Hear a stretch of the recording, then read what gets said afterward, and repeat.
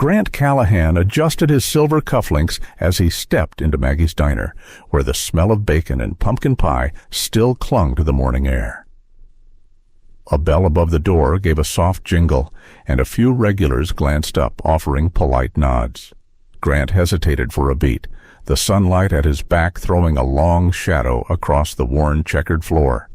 He remembered his late wife's words. "Kindness isn't charity, it's simply seeing someone." The diner buzzed with the easy comfort of a small-town Saturday morning. Wreaths of faded orange leaves still hung over the windows, and the jukebox hummed the first Christmas tunes of the season. Grant tightened his grip on Eli's small shoulder.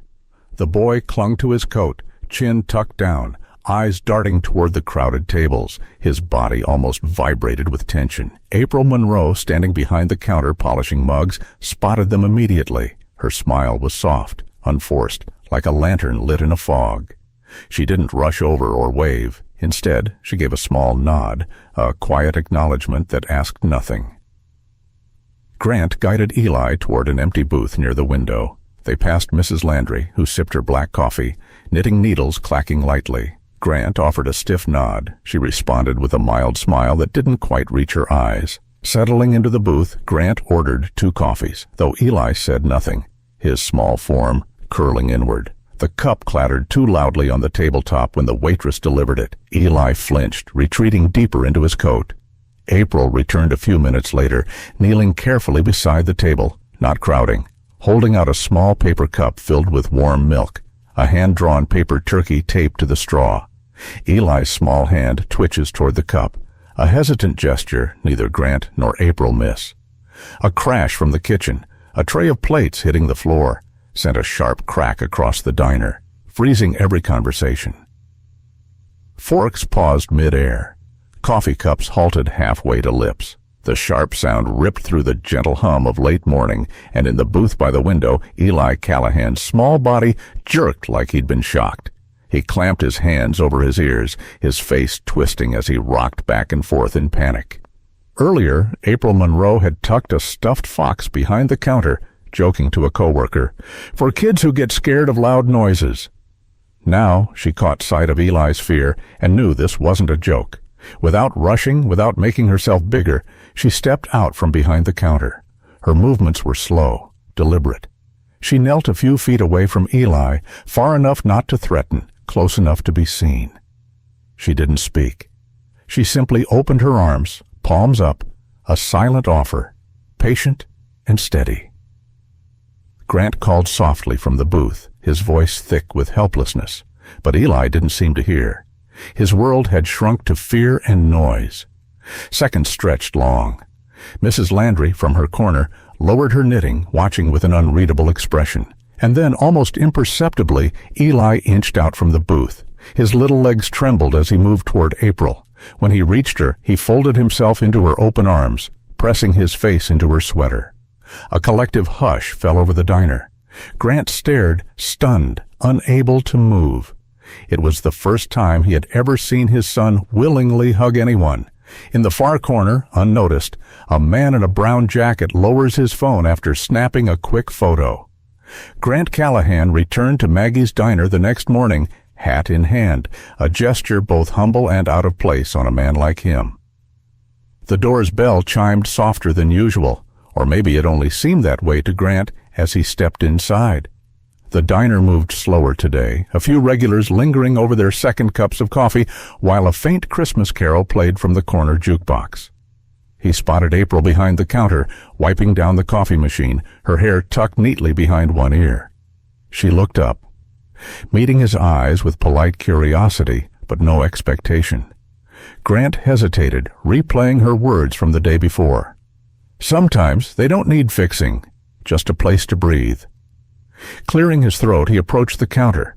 His voice came rougher than he intended. "Thank you," he said, forcing the words past the tightness in his chest. April set down the rag, listening, patient. Grant fumbled a little, explaining, without explaining, that he didn't want to hire her in any official capacity. No rules, no charts, no therapy sessions, just time, if she was willing. "An invitation," he murmured, glancing down. "If you feel it's right." April stood still, the weight of the moment settling between them. She sensed how much was left unsaid. The hopes, the fears, the silent desperation of a father too proud to beg. Grant slid a plain business card across the counter, his hand lingering for a heartbeat. Scrawled on the back in strong, simple handwriting were 4 words: "Help him trust again." April runs her fingers over the embossed card, heart pounding, caught between fear of hope and the fear of being needed too much. April was wiping down the diner's counter when a regular muttered, "You seen it yet? It's all over town." She looked up, a knot tightening in her chest before she even knew why. Conversations buzzed around the room, low and sharp-edged, like static caught in the corners. Outside, the afternoon sky hung heavy with clouds, the light dulled to a soft, aching gray. The breakfast crowd had thinned, leaving only a few lingering over their coffee. April wiped the same spot on the counter twice before she caught snippets, words like photo, hug, that billionaire's kid. Her stomach dropped. She remembered the man in the brown jacket, the quick, almost unnoticed click of a phone camera as Eli had clung to her. Now, that moment, so sacred and small, was being chewed over like old gossip. Someone showed her a screen, the blurry image of her kneeling, Eli wrapped around her waist, the headline hinting at inappropriate closeness. Across town, Grant stared at the same image forwarded to his phone by an associate. No questions, no hesitation, only the hollow rush of betrayal. His pride scorched and raw, he called Maggie's diner, his voice clipped and distant. "End the arrangement. No further contact." April stood behind the counter, still as the worn wood beneath her palms, when the message was relayed. She didn't cry.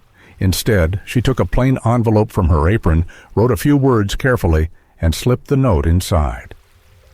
Later that evening, she parked outside Grant's sprawling estate. She didn't ring the gate buzzer. She didn't look back. She simply walked to the mailbox and placed the envelope there with steady hands. From behind a second-story window, Grant watches the small envelope lying still against the wintering grass. The trees along Main Street had turned ember red, but inside Grant's estate, everything felt colder. The tall windows let in the fading light, dusting the marble floors with a pale, indifferent glow. In one of the upstairs bedrooms, Eli lay curled around his old pillow, clinging to it as if it could fill the hollow space left behind. Grant stood in the hallway, silent, watching. He remembered how, when April had been around, Eli had stopped rocking so much, had even begun to hum under his breath, tentative and sweet. Now the silence was thick again, broken only by the occasional creak of the old house settling deeper into winter. A knock at the doorframe pulled Grant from his thoughts. His head of security, a square-shouldered man who rarely intruded, stood there holding a file. Inside were the results of a hurried investigation. The photo had not come from April, nor anyone connected to her. It had been snapped by a passing customer, someone eager for a moment of gossip, thoughtless about the lives they fractured. Across town at Maggie's diner, Mrs. Landry sat at her usual spot, quietly sipping coffee while the town whispered. When someone muttered doubts about April, Mrs. Landry looked up, her voice calm but firm. "Some folks offer kindness without asking for witnesses," she said, and the table grew quiet. Later that evening, Grant finally opened the small envelope April had left. Inside, her handwriting, steady and unfussy, read, "Not everyone needs saving. Some just need to be seen." Grant sits on the edge of Eli's bed, whispering, "I'm sorry, son," into the heavy silence.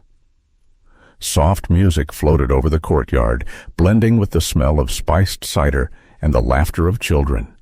The late afternoon sun draped everything in gold, casting long, easy shadows across picnic blankets and folding chairs scattered on the grass.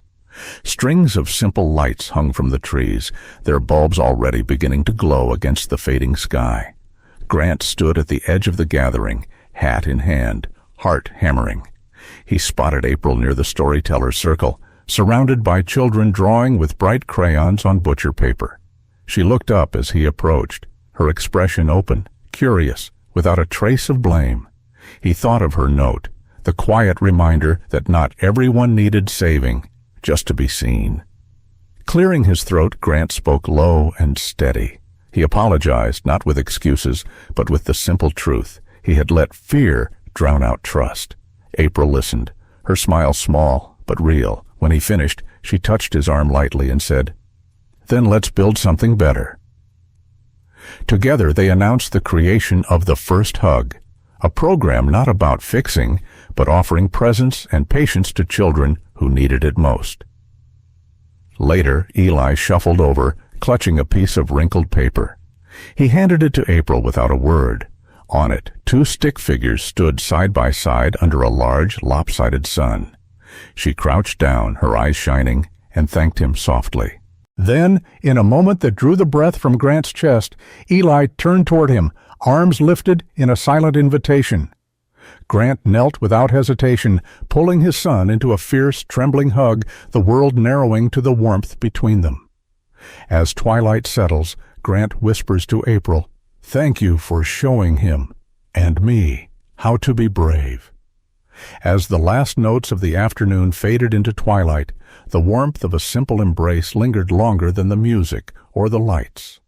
Sometimes it takes only one quiet act of kindness to mend what fear has broken and to remind us that trust often grows in the gentlest places.